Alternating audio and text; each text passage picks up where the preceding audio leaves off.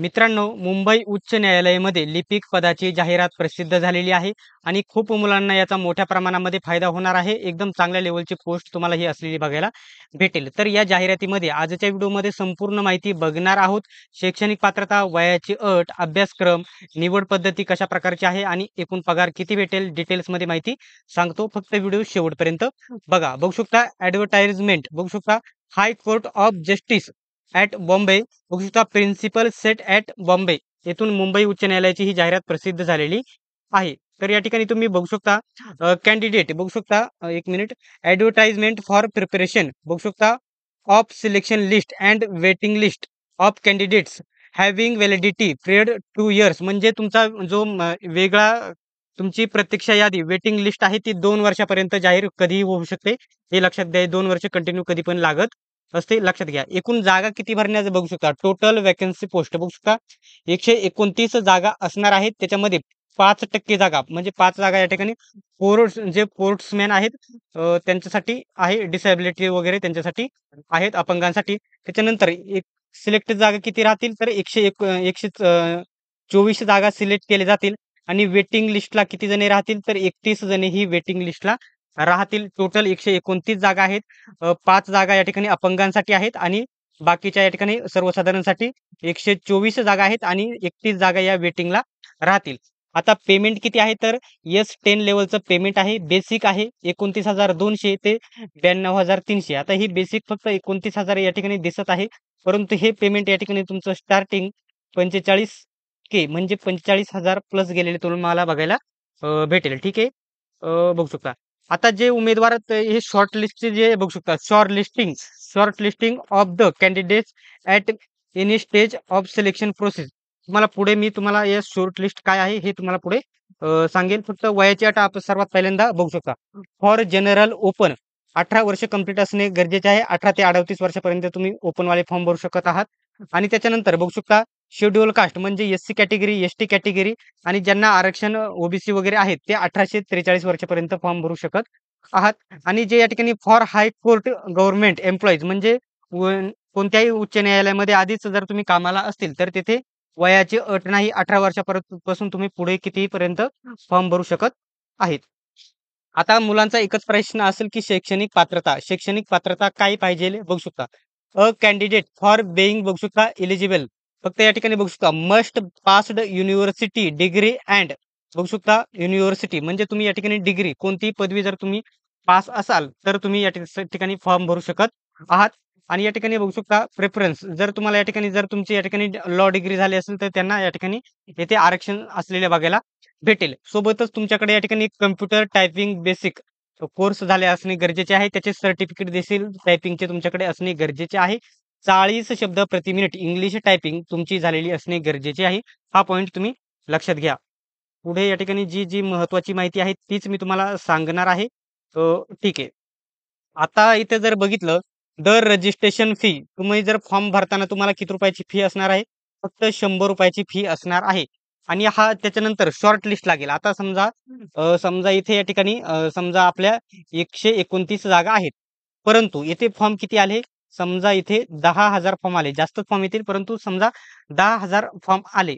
हा शॉर्ट लिस्टिंगचा जो फंड आहे तुम्ही नीट समजून घ्या. समजा 129 जागा आहे. येथे समजा किती जास्त फॉर्म येतील परंतु इथे 10,000 मी पकडले. 10,000 फॉर्म आले तर त्याच्यापैकी शॉर्ट लिस्ट केले जातात. ते कशाच्या बेसवरती शॉर्ट लिस्ट करतात हे माहीत नाही. परंतु येथे जर बघितलं 10,000 फॉर्म आले त्याच्यातले या ठिकाणी 5,000-6,000 फॉर्म या ठिकाणी कट करून टाकणार. 5,000-6,000 फॉर्म कट करून टाकणार आणि 5,000 फॉर्म घेणार. ह्या अंदाज सांगितला मी तुम्हाला. अंदाज समजा 5,000 फॉर्म 10,000 आले त्याच्यानंतर 5,000 शॉर्ट लिस्ट करणार. 5,000 कट करून टाकणार आणि राहिलेले जे 5,000 आहेत त्यांच्या या ठिकाणी बघू शकता short listed candidate shall be paid sum of बघू शकता 400 रुपये त्यांना भरावे लागेल आणि त्यांचेच पेपर होतील. जे शॉर्ट लिस्टमधून काढून गेलेले टाकलेले आहेत त्यांचे पेपर होत नाही. ते 100 रुपये इथे त्यांचे वाया जातात. ठीक आहे.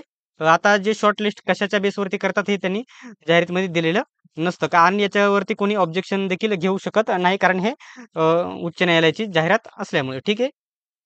1 मिनिट बघू शकता 15 दिवस तुम्हाला फॉर्म भरायची बघू शकता. आज तारीख आहे 22 तारीख 22/1/2025 22/1/2025 ते बघू शकता 5/2 2025 म्हणजे 22 जानेवारी ते 5 फेब्रुवारीपर्यंत तुम्ही फॉर्म भरू शकत आहात. बघू शकता रात्री 12 वाजेपर्यंत आणि ह्या 15 दिवसाचा जो टायमिंग दिलेला आहे त्याच्यातच तुम्ही फॉर्म भरायचा आहे. तेच फॉर्म या ठिकाणी ग्राह्य धरले जातील. ठीक आहे. आता त्यांनी ही वेबसाईट देखील दिलेली आहे. जाहिरात तुम्हाला आपल्या YBD अकॅडमी टेलिग्राम ग्रुपवरती भेटेल. बॉम्बे हायकोर्ट NIC.in या संकेतस्थळावरती तुम्हाला फॉर्म भरायचा आहे. पुढे अभ्यासक्रम वगैरे सर्व माहिती मी तुम्हाला पुढे देणारच आहे. ठीक आहे. नेक्स्ट बघू शकता. तुमची या ठिकाणी निवड पद्धती कशाप्रकारे होणार आहे, ते मला पुढं अभ्यासक्रम सांगणार आहे. स्क्रीनिंग तुमची सर्वात पहिल्यांदा टेस्ट होईल एकूण 90 मार्काची. 90 मार्काची तुमची लेखी परीक्षा होईल. त्याच्यानंतर तुमची टायपिंग टेस्ट होईल 20 मार्काची. त्याच्यानंतर 1 मिनिट. त्याच्यानंतर बघू शकता वायवा होईल या ठिकाणी 40 मार्काची. हे लक्षात घ्या. आता जो अभ्यासक्रम आहे तो पुन्हा मी नीट तुम्हाला या ठिकाणी सांगून देतो. ते मराठी व्याकरण आहे तुम्हाला बघू शकता त्याच्यामध्ये ग्रामर, सेंटेन्स वगैरे मराठी व्याकरण विचारले जातील. एकूण प्रश्न राहतील 10 प्रश्न आणि त्यांना 10 गुण. इंग्रजी व्याकरण, स्पेलिंग, ग्रामर, सेंटेन्स वगैरे राहतील 20 प्रश्न 20 गुणांसाठी. त्याच्यानंतर जनरल नॉलेज त्याच्यामध्ये चालू घडामोडी देखील समावेश राहील. ठीक आहे. बघू शकता महाराष्ट्रावरती तुम्हाला जास्त प्रश्न राहतील. 10 प्रश्न राहतील आणि त्याला 10 गुण आणि जनरल इंटेलिजन्स म्हणजेच रिझनिंग त्याला 20 प्रश्न आणि 20 गुण आणि अर्थमॅटिक म्हणजेच गणित तुम्हाला 20 प्रश्न 20 गुण. अशा प्रकारे हा 90 मार्काचा तुमचा पॅटर्न आहे. 20 आणि 20 40 50 60 70 80 1 मिनिट 40 50 60 70 80 आणि इथे कम्प्युटरचे 10 प्रश्न.